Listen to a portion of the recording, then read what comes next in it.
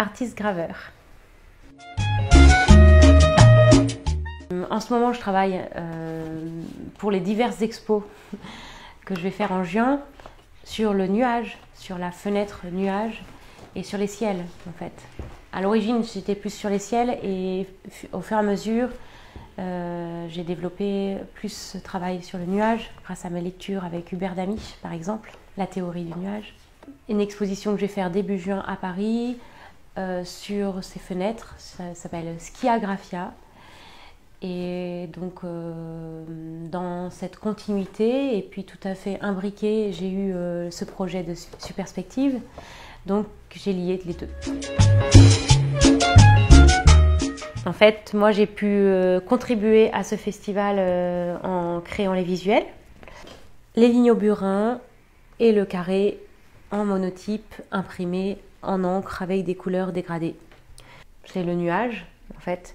Au fond, moi, Superspective, ça me rappelle l'horizon, la perspective et l'impossibilité de savoir si le nuage, on le voit en 3 dimensions ou en 2 dimensions. En fait, on est tout à fait perdu quand on regarde un nuage. Donc, ce sont ces deux choses que je vais réunir à l'exposition de Superspective. Ma gravure au burin imprimé donc en 30 exemplaires, identiques, juste les lignes, et à chaque fois un carré ou un cercle de couleurs différentes et de dégradés différents qui ont été la base pour le graphisme. À la suite, c'est une surprise puisque je suis en train de la produire dans ma tête. L'expo de mes rêves, c'est à Superspective que je vais la faire. C'est bon? J'ai mon entrée ou pas? Expo de mes rêves, c'est un grand espace avec de la pierre, pas des murs peints en blanc, mais vraiment des pierres. Et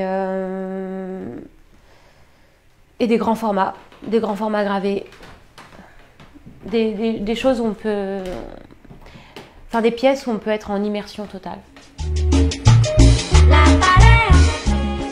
Pour moi, il n'y a pas de pire expérience artistique, en fait.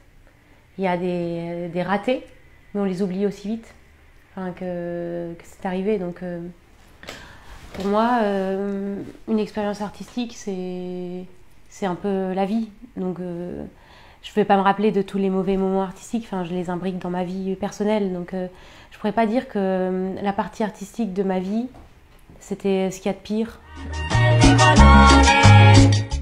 Les différentes fois où j'ai obtenu un concours ou une école. Voilà, ça c'était des sortes d'étapes où je sentais que ma vie allait changer. Et il y avait quelque chose d'hyper grand dans le sens où quand j'ai eu Estienne ou quand j'ai eu une bourse pour partir à l'étranger ou le prix Pierre Cardin, quand j'ai été sélectionnée dans un endroit, je me suis dit enfin j'avance et je vais avoir au lieu de fermer mon champ, je vais l'ouvrir encore plus. Voilà. Donc ça c'est top. L'atmosphère, parce que quand on rentre dans un atelier de gravure, on se dit que le temps s'arrête. Enfin, le temps est différent et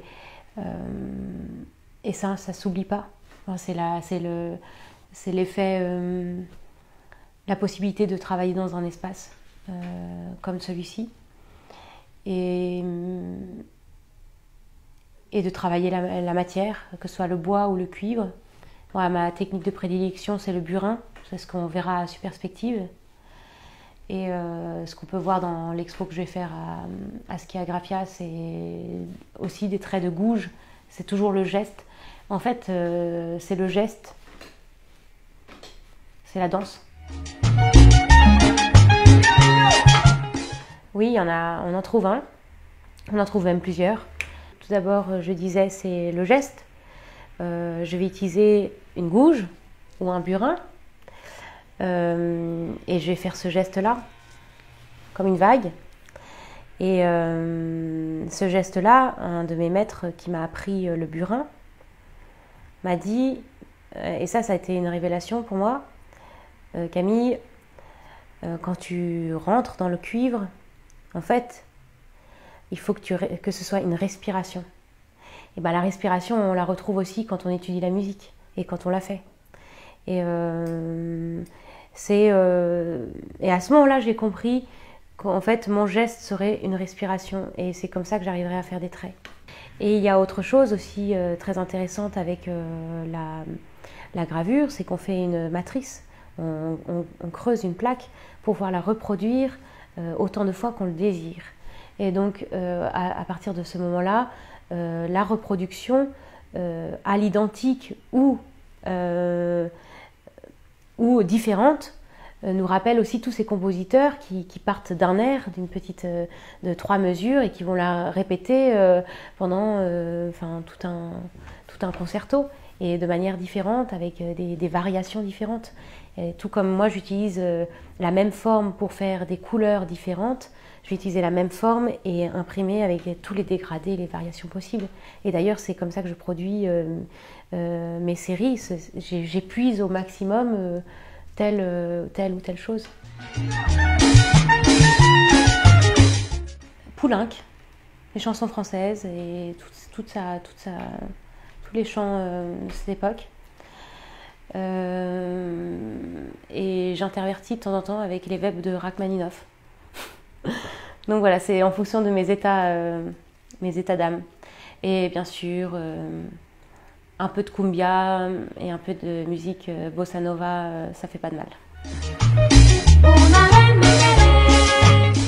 J'aurais été percussionniste. Parce que quand on écoute un grand orchestre, moi, les personnes qui me plaisent le plus, ce sont ceux qui font du xylophone derrière. On a l'impression que c'est des barman. C'est trop cool.